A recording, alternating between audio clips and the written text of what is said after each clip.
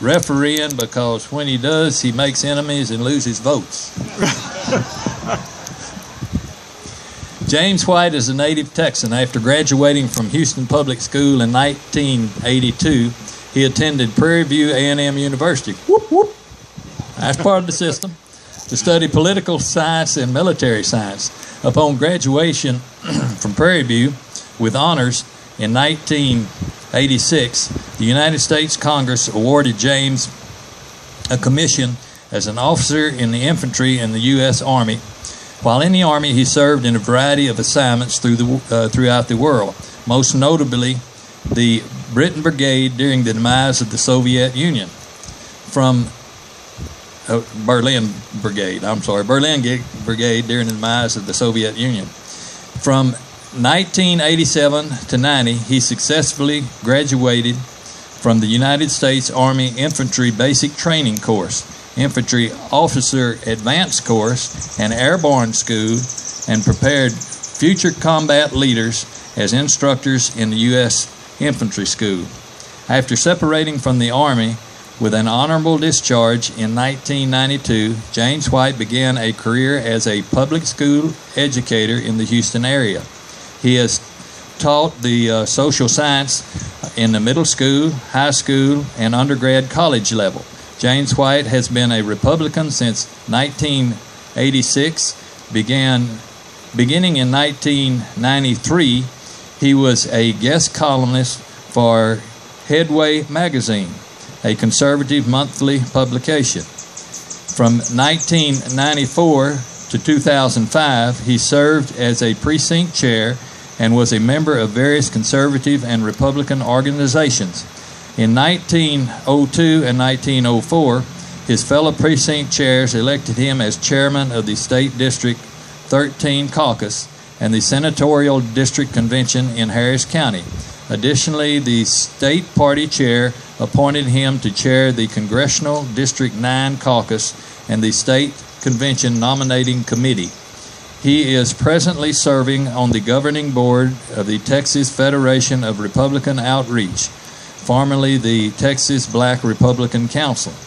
Currently, James White resides in Tyler County, where he maintains a small cattle ranch and has completed doctoral studies in political science at the University of Houston. Before becoming state representative, he taught American government, free enterprise economics, and he's still on here. I coached middle school and high school football and high school basketball at Woodville High School in Woodville, Texas. Each year he sponsors a scholarship to a deserving high school graduate that aspires to attend college to pursue a degree in political science. Additionally, he was a professor of government at Angelina College, located in Lufkin, Texas. James, come on up here and speak to us. Let's make him welcome.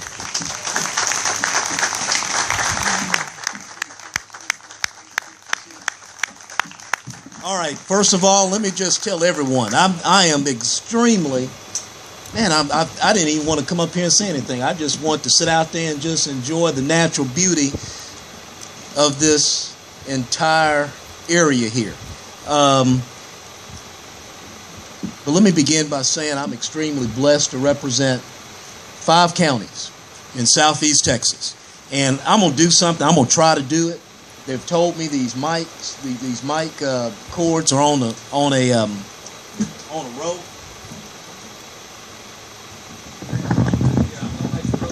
Okay, there you go. But being a former school teacher, the idea that you would be this far away from your class, you have some principal. Okay, here we go. All right. Take the Texas legislature to slow things up. All right. Here we go. The whole idea that I would be this far away from my students, some principal will walk in and write you up on some EQs. I think that's what they call them. All right. Give me a little volume there if I don't make any feedback. But as I began by saying, okay. Okay. Whoa, here we go. As I started by saying, I'm proud to represent 5 counties in southeast Texas: Polk, Tyler, Jasper, Newton, and Hardin counties. And let me tell you something. When I made that, I think I'm coming west. This is 64 here. I'm coming west 64.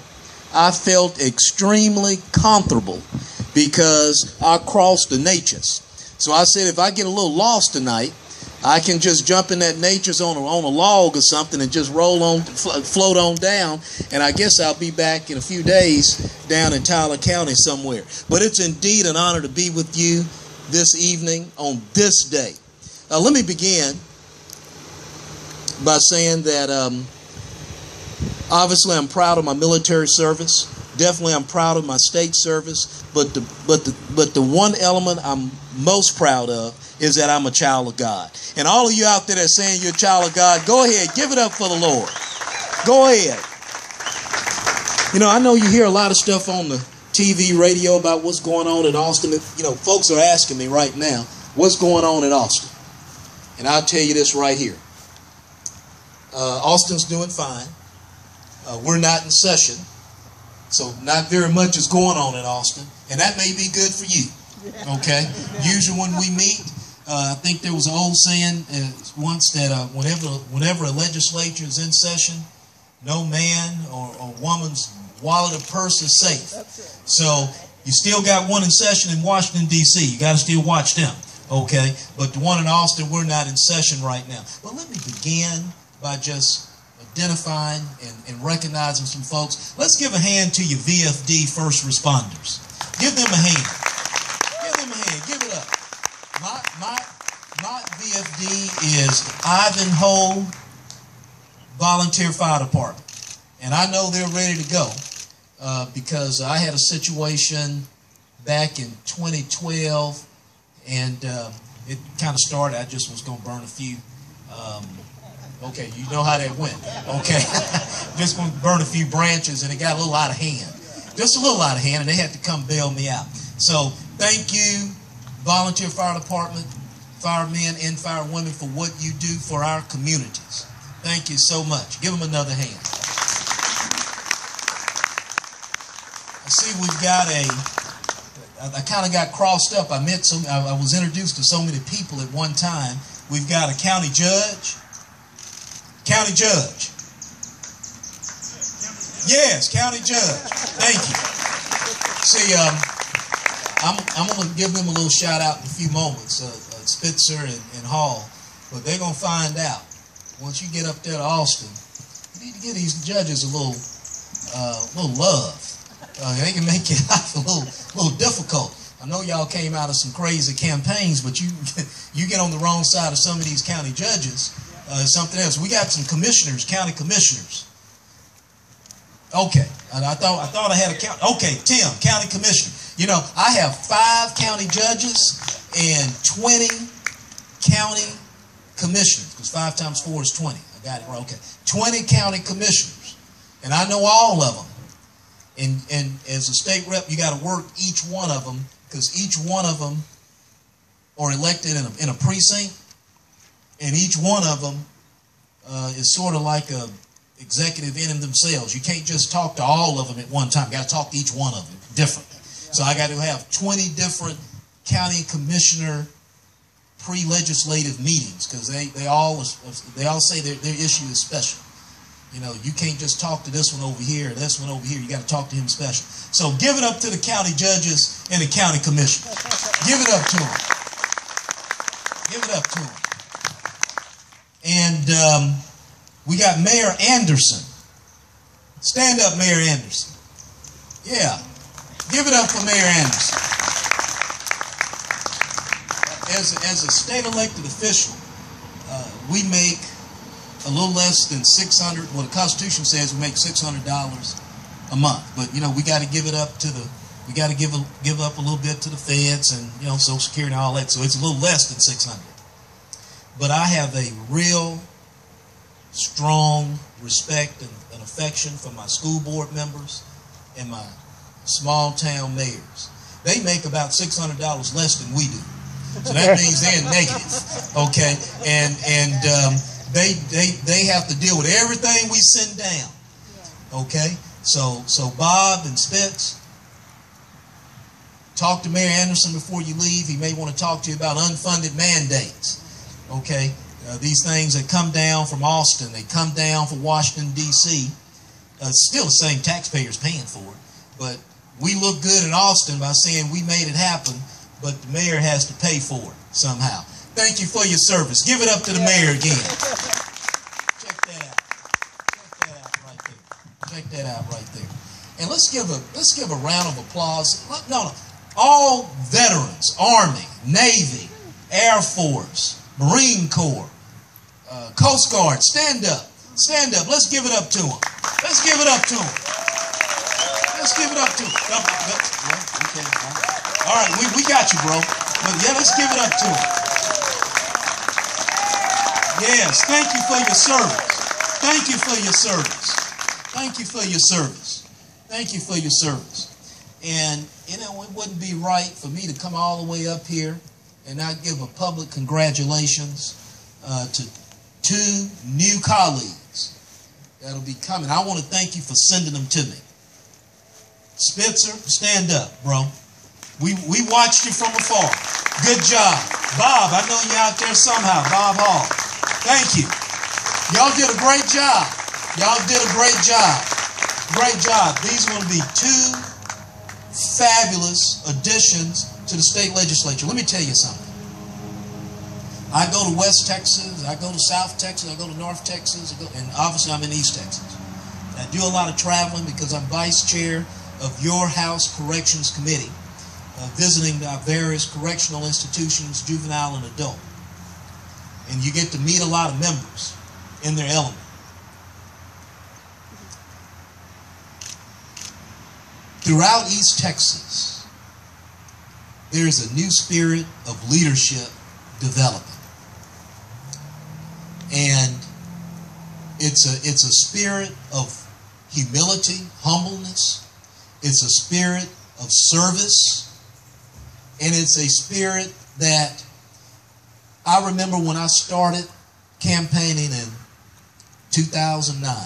Now, I started with the idea that public elected service is serious business.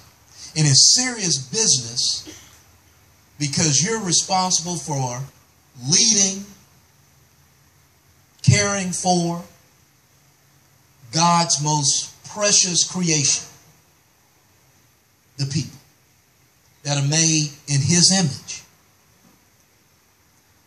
So myself, Bob, Spitzer, the mayor, the commissioner, the judge, we need your prayers because we're in a battle. And I'll get to that battle in a few moments. But I just want to give you a little personal testimony, and I want to get back on the road and get down south, back down to 69 and Danby and Rayburn country and get back home. You know, when I started campaigning back in 2009, and some of you were probably some of those folks too when you heard that I was campaigning, a lot of people thought I had lost my mind. I remember one night I was talking with a certain political consultant. You know, over off on the side before we got started, Bob and Spitz, we were talking about, you know, these so-called experts. Y'all know the experts. They know everything. They know more about you than you know about yourself. And in Austin, there are a whole lot of experts. I call them experts. I don't call them experts. I call them experts. And I was sitting down talking to one of them, and I knew the guy. And he said, "Now, where are you running again?" I said, "Man, I'm." And at that time, I had 4 counties, and my district was totally different. It was Angelina County, Tyler County, my home county, okay, and San Jacinto and Trinity County. And he said, "Do you know where you're running?" I said, "Yeah, I live in Tyler County. Angelina is the largest district. They got Lufkin in it. Great barbecue in that town, by the way. And Trinity and San Jacinto. Yeah, I know where I'm running." He says, "Are you sure?" I said, "Barnett." I've taught geography. I taught Texas geography. Absolutely, I know where I'm from.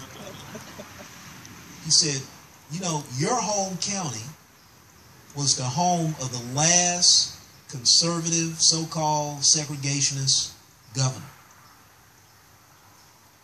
I said, okay. I'm thinking, now what does that have to do in 2010 when people need to pay for their kids to go to college, people need jobs? What does that have to do with anything? So I'm just listening. I said, okay. All right, I got you.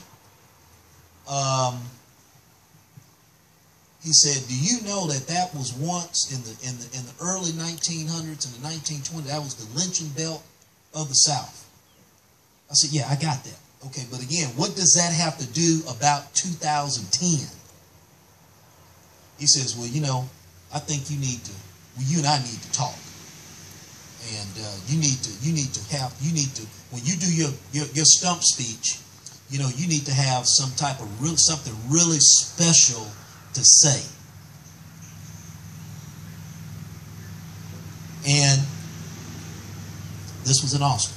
So I'm driving back home from Austin. I'm thinking about this the whole time, my friends. And I'm knowing what's ailing my fellow constituents, at that time my fellow citizens. Now I want you to tell you, I never called that guy back. He didn't think I was going to win. Okay. See, you know, you always have people that are always trying to tell your story before you can live it. And 2010, let me tell you how backwards and ignorant the so-called smart people are in Austin. And and what they're trying to do is they're trying to indict us here in East Texas. Now, I was all on TV. I had block walked where I could block walk.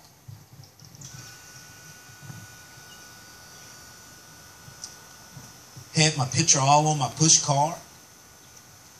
So the rumor got around in Austin that the only reason I got elected, because it was one of them swing elections, you know, where everybody that was in, that was out, and everybody that was out, that was in. And since my last name was White, and they didn't know that I was black, they just went ahead and voted for me thinking I was white. And the idea is that just wait. Once he gets to Austin and they see who he is on TV, next session, next election cycle, they're going to run him out on the red. Now, that is funny, but it is sad and informative on how they think about us here in East Texas. And to let you know that we're all in this together.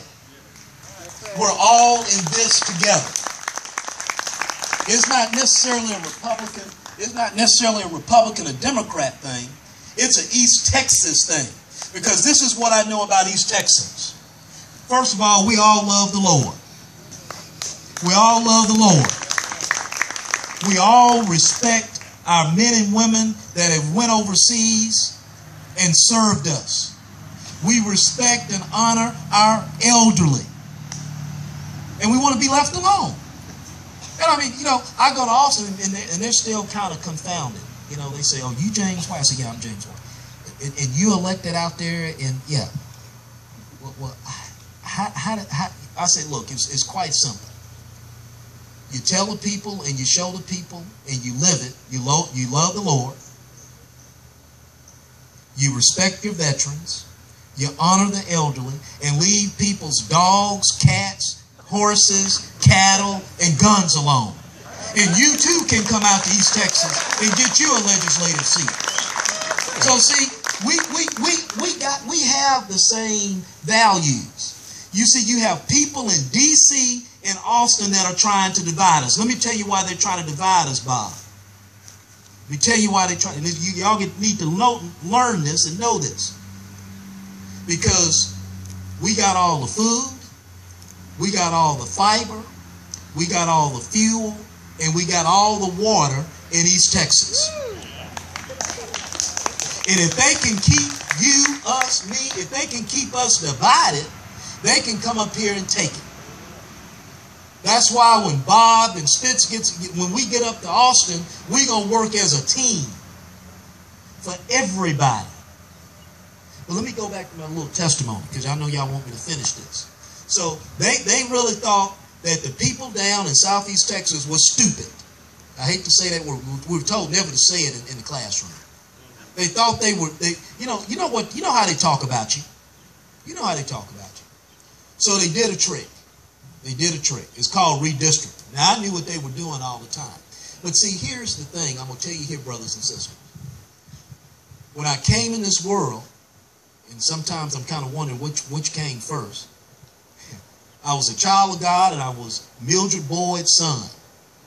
And sometimes, when she got to swinging that belt, sometimes I thought she was first and God was second. But okay. I was that first,